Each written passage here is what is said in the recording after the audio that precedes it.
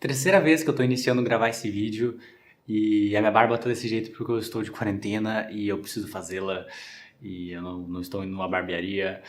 Esse é o segundo vídeo da série de 2020, onde eu falo sobre questões sociais importantes desse momento que a gente está vivendo. E nesse vídeo aqui eu estarei falando sobre o sistema penal e usar esse momento onde fugiram vários presos de várias prisões para falar sobre isso. Então, vamos lá. Primeiro de tudo, caso você não saiba, esses tempos aqui em São Paulo, 5 prisões meio que deixaram escapar, sei lá, ou aconteceram rebeliões nas prisões onde vários presos fugiram em relação ao coronavírus, então tudo isso está conectado. E quando eu vi essa notícia eu fiquei meio assim, mano, isso parece tipo muito um apocalipse. Tem um vírus lá fora e tipo, presos saindo. Só que não é um apocalipse, é claro que não. Na verdade, isso só representa os aspectos que são frágeis do nosso sistema ainda, que ainda não estão completamente alinhados com uma inteligência superior e alinhados com a nossa verdadeira essência, com o que realmente funciona. E aí, por isso, eles estão quebrando nesse momento na nossa civilização, ou pelo menos mostrando suas falhas, para a gente poder refletir junto melhores formas de essas questões serem resolvidas. E bom, a questão do sistema penal, de tu realmente ter presos ali, pessoas que fizeram crimes que você prende, começa muito cedo na nossa infância, na verdade. Olha só, vem no nosso condicionamento.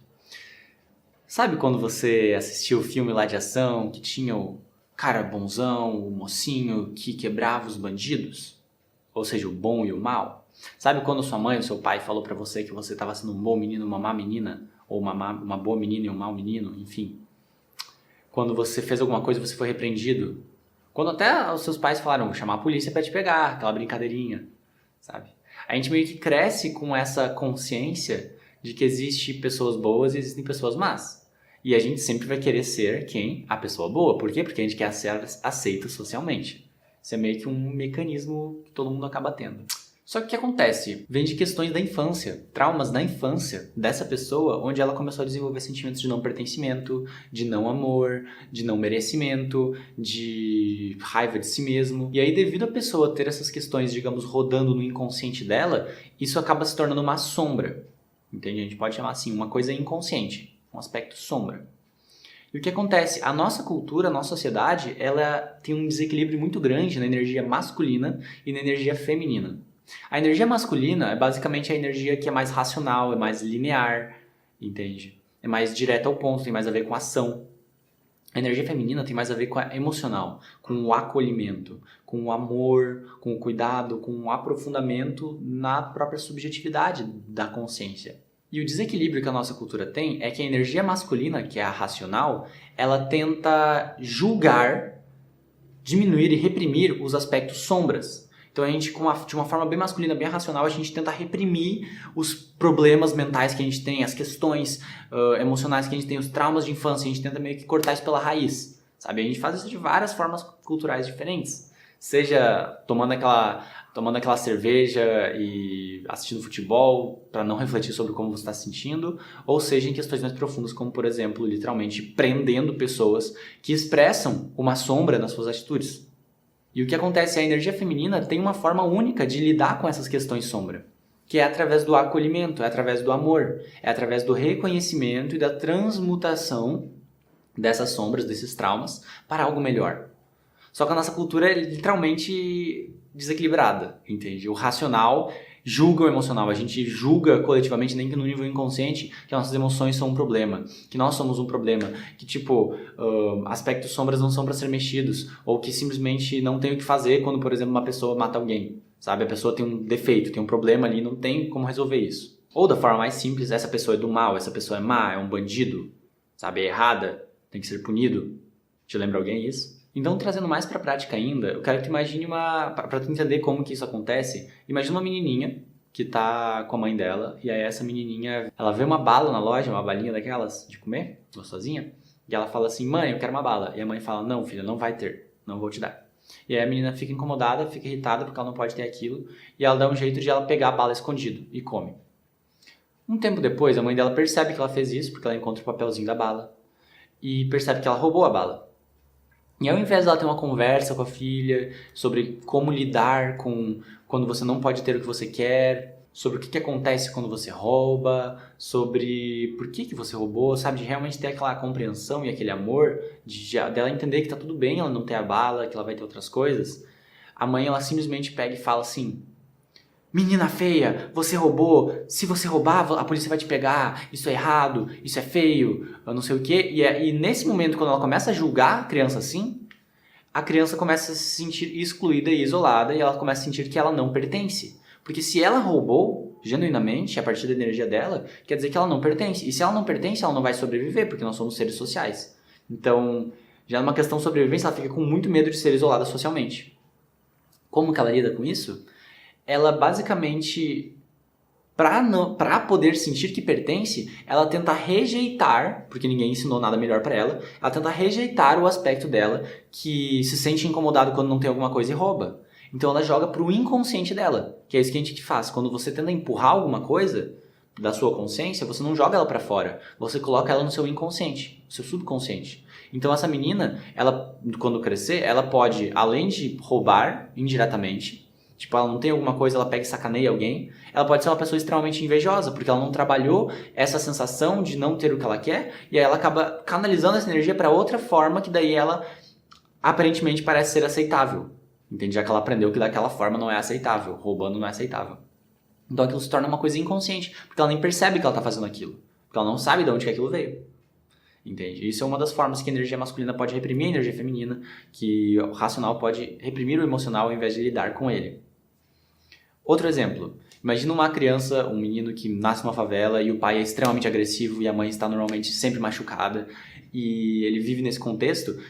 Esse menino, inconscientemente, por causa da forma que os pais se comportavam, ele vai automaticamente se sentir como se ele não pertencesse, como se ele não tivesse valor, como se ele não merecesse expressar suas emoções. Até porque o aspecto masculino, a referência masculina dele, é extremamente violenta com o aspecto feminino dele, que é a mãe dele. Entende? A primeira referência de masculino e feminino que a gente tem é o pai e a mãe. Então ele vê aquilo acontecendo e ele já cria aquilo dentro dele. Ele já sente que ele não pertence. Ele já sente que ele não pode se acolher. E aí o que pode acontecer na medida que a vida dele continua é que ele vai começar a procurar caminhos na sociedade que são caminhos para quem não pertence. Ou seja, crime, drogas, tráfico, sabe, violência, enfim, se envolver com gangues. Por quê? Porque ele está procurando um caminho que parece se encaixar com quem ele é. Por quê? Porque essa foi a autoimagem que ele aprendeu quando ele era criança. E até então ninguém ensinou melhor. E aí essa pessoa pega e rouba, pega e mata, pega e violenta, pega e sequestra e faz várias coisas horríveis, sabe? Para outra pessoa. E a forma que a nossa sociedade lida com isso, como que é? É preenchendo realmente esse vazio que ele sente? É reeducando? É ensinando como lidar com suas próprias emoções? É dando um espaço, fazendo ele se sentir pertencendo? Que daí ele não se sentiria mais que ele não pertence. E ele não faria mais isso? Não. Muito pelo contrário. É reforçando esse mesmo comportamento. Então a pessoa se sente que não pertence, faz algo negativo e aí ela é reforçada pela própria sociedade, sendo presa com várias outras pessoas, como se eles fossem a pior espécie da humanidade e a escória, e todos ali fechados numa cela, aqui no Brasil, por exemplo, né? E tudo isso acontece. E aí a taxa de reincidência criminal no Brasil é muito alta e a gente não sabe por quê. Ou seja, as pessoas que são presas, 30% mais ou menos, voltam para a cadeia. Entende? Das que foram presas. As pessoas que cometem crimes e agem negativamente socialmente são pessoas que tiveram trauma, normalmente nos momentos mais iniciais da sua vida. E todo mundo, todos nós, só fazemos as coisas que parecem nos trazer maior benefício. Então, se as pessoas estão fazendo isso, é porque elas não percebem nada melhor do que isso que elas podem fazer. E às vezes nós precisamos de ajuda para ver outras opções. Afinal, por que você não está cometendo crimes? Porque você sabe que existe outra opção. Então, por que nós não, coletivamente, não ajudamos essas pessoas a perceberem que elas pertencem e que existem outras opções, ao invés de continuar esse processo de reprimir elas? Já existem milhares de pesquisas e dados que mostram que para curar a sensação de não pertencimento é necessário ajudar e criar um ambiente para a pessoa sentir que ela pertence. Para curar a ausência de amor próprio é necessário a empatia e o amor. Para curar alguém que não se aceita, no fundo, e aí por não se aceitar comete vários atos negativos com outras pessoas, é necessário estar disposto a aceitar a pessoa como ela é no momento. São coisas básicas. E esse é o exato oposto do que nós fazemos. Ao invés de curar a raiz da questão, a gente reforça a raiz da questão, mantendo esse loop perpétuo de pessoas que se sentem mal com elas mesmas e agem negativamente com outras pessoas. Disfarçado de que nós estamos punindo as pessoas más e estamos punindo os bandidos que merecem aquilo, sabe? Disfarçado dessa crença, a gente está, na verdade, perpetuando um sistema social. E é por a gente fazer isso que a gente morre de medo quando escapam presos das prisões. Porque a gente sabe que eles são perigosos, a gente sabe que eles são violentos e muitos podem nos machucar. Mas isso poderia mudar se a gente estivesse realmente lidando com a raiz da questão. A nossa cultura não sabe lidar com emoções e por isso a forma que ela lida é julgando e reprimindo tudo que é diferente do que ela quer que aconteça. E isso reflete nos nossos líderes, né? Os governantes. Trump nos Estados Unidos, o Bolsonaro aqui no Brasil, entre outros, que visivelmente estão sempre nesse movimento de culpar o outro, de julgar o outro, de atacar, sabe? De se defender, de querer mostrar que o outro é o mal. E trazem soluções maravilhosas, como por exemplo, os presídios estão lotados, então vamos criar mais presídios. Porque daí criando mais presídios, os presos cabem, e aí a gente pode prender mais gente, e aí tudo resolve, quando na verdade não resolve, porque a raiz da questão não é prender mais gente. A raiz da questão é reeducar as pessoas e mudar toda a estrutura social, nossa, que é baseada em medo e não pertencimento, para algo melhor. Para um lugar onde as pessoas possam se sentir seguras e onde elas pertencem. E não pensem que esses líderes são maus ou alguma coisa assim. Não, eles são também simplesmente pessoas que também têm esses mesmos sentimentos e a forma que eles aprenderam a lidar com essa sensação de que eles não pertencem, de que eles não merecem, de que eles não são parte da realidade é apontando para as outras pessoas que elas são o problema, que ali que está o mal, ali está a questão, sabe? Então a gente cria essa armadura de agressividade que normalmente é bem parecida com a forma que nossos pais ou as pessoas que a gente cresceu junto faziam com a gente. E é esse ciclo de julgamento e negação e raiva que nos deixa menos seguros socialmente, tanto no nível familiar quanto no nível social. Se a origem de tudo isso que acontece é o julgamento e a repreensão, não é através de mais julgamento e mais repreensão que a gente vai conseguir solucionar o problema. Na verdade, isso só alimenta o ciclo vicioso e cria mais tragédia para a nossa realidade coletiva. E agora, se isso está parecendo que é muita teoria para ti, eu quero te trazer uma questão bem prática. A própria Holanda, o país da Holanda, eles estão tendo que fechar presídios agora porque está faltando preso lá. Eles não estão prendendo cada vez menos gente e os presos não estão voltando. A taxa de reincidência lá, diferente do Brasil, que é 30%, 24%, vírgula alguma coisa, é de menos de 10%. Porque lá nas prisões, os presos têm espaço para arejar, eles têm coisas para fazer, eles podem assistir DVD, eles podem ajudar na cozinha, eles podem... se, por exemplo, um preso tem uma questão de raiva, eles vão ajudar a lidar com essa raiva. Se alguém tem uma questão de ter muitas dívidas, eles vão dar educação financeira para essa pessoa. Se alguma pessoa tem uma questão de questões familiares, eles vão ajudar essa pessoa a lidar com essas questões. Então tu resolve a raiz. E aí muita gente vem assim, tipo, quando se conversa sobre tratar bem os presos e a prisão ser um lugar confortável, muita gente vem falando assim, mas fazer isso é você estar dando um presente por eles terem fazendo alguma coisa mal, sabe? Como se estivesse recompensando a pessoa por ter cometido um crime. Mas não é isso, é mais profundo do que isso. No momento que a pessoa comete o crime, ela quase que está emitindo um pedido de ajuda. Ela está se sentindo muito mal sobre ela mesma. É um fato isso. A pessoa não tem como fazer mal para alguma outra pessoa sem ela estar se sentindo mal para ela mesma. E não é punindo alguém que está se sentindo mal sobre si mesmo que vai fazer a pessoa parar de fazer alguma coisa. Não, isso só vai fazer a pessoa ficar com medo, mas não vai fazer a pessoa mudar o comportamento.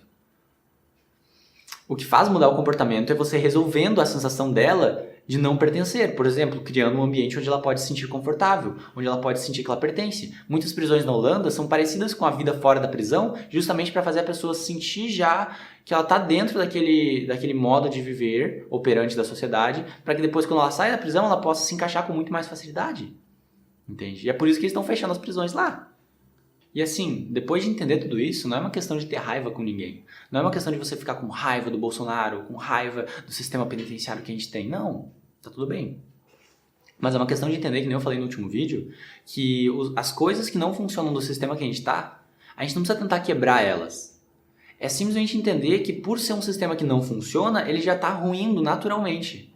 Então, ao invés de tipo a gente ficar julgando e atacando tudo que está acontecendo, tem muito mais a ver com a gente começar a ir individualmente e também coletivamente, né, como um reflexo do individual, a gente começar a andar em direções mais representativas do que a gente prefere. Então é bem a questão de você começar a ter inteligência emocional com você, de você começar a lidar com as suas questões, se mostrar uma pessoa mais empática. Então dá pra eu colocar isso, duas coisas básicas pra fazer, que seria, primeiro, se conheça, sabe? Crie esse autoconhecimento de o que são seus gatilhos, o que motiva as suas ações, quais traumas estão por trás, quais crenças estão por trás das suas ações, o que está fazendo você fazer o que você faz quando é negativo, entende? Crie esse autoconhecimento. E segundo, encontre a sua paixão. Porque no momento que você encontra a sua paixão, que nem pra mim é fazer esses vídeos, você tá, digamos, entrando nesse relógio universal de sincronização. Você está em alinhamento espiritual, vibracional com essa inteligência superior, que está fluindo através de mim, que também pode fluir através de você, que flui através de todos nós. E aí, quanto mais pessoas estão alinhadas com isso, você começa a entrar no jogo de dar e receber. Você vai dar o seu presente da mesma forma que eu estou dando esse presente, que é esse vídeo, e você vai receber outros presentes, e você vai inspirar outras pessoas, e você vai ser inspirado pelas pessoas.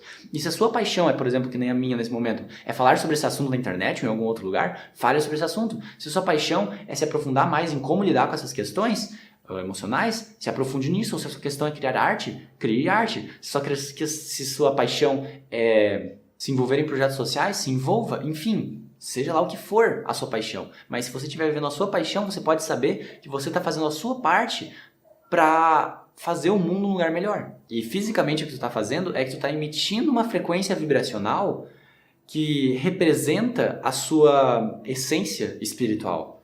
E ao colocar para fora essa frequência, você está literalmente mudando para uma realidade paralela, você está mudando para outro planeta Terra. Entende? Você não está mudando o mundo, você está mudando de mundo que você está acessando, porque a gente acessa bilhões de realidades paralelas por segundo, que nem eu falei nesse vídeo aqui. E ao mudar de mundo, você vai entrar numa terra que é cada vez mais representativa dessa mudança que está acontecendo dentro de você. Entende? Dessa transformação que está acontecendo dentro de você. E caso você tenha interesse em se aprofundar mais nas questões emocionais, de traumas e de como lidar com tudo isso, eu recomendo o trabalho de duas profissionais. Uma é a Brené Brown. Ela ficou famosa com uma palestra que ela deu no TED Talks, que tu pode assistir aqui. E eu recomendo você assistir a palestra dela no TED Talks e assistir a palestra dela na Netflix também, de 1 hora, que é a Coragem, um chamado para a coragem, que é muito bom. E o trabalho da Teal Swan, que é uma líder espiritual lá dos Estados Unidos que fala muito bem sobre os assuntos também. E um vídeo que eu recomendo dela é esse daqui, que é o chamado de despertar emocional, que tem legenda em português. Então, se você tem interesse, dá uma olhada no trabalho delas. E caso tenha interesse no meu trabalho, dá uma olhada no meu site, infinitando.com.br. Lá tu pode marcar uma consulta particular comigo. Lá tu pode acessar alguma das minhas mentorias, participar de algum curso meu, ou até mesmo participar de um evento presencial. Não agora no tempo da quarentena, mas futuramente. Então é isso, eu espero que tenha gostado desse vídeo. Se tu gostou, comenta aqui embaixo se fez sentido. Eu sou o Edu, esse aqui é o canal Infinitando e como sempre eu te vejo no próximo vídeo.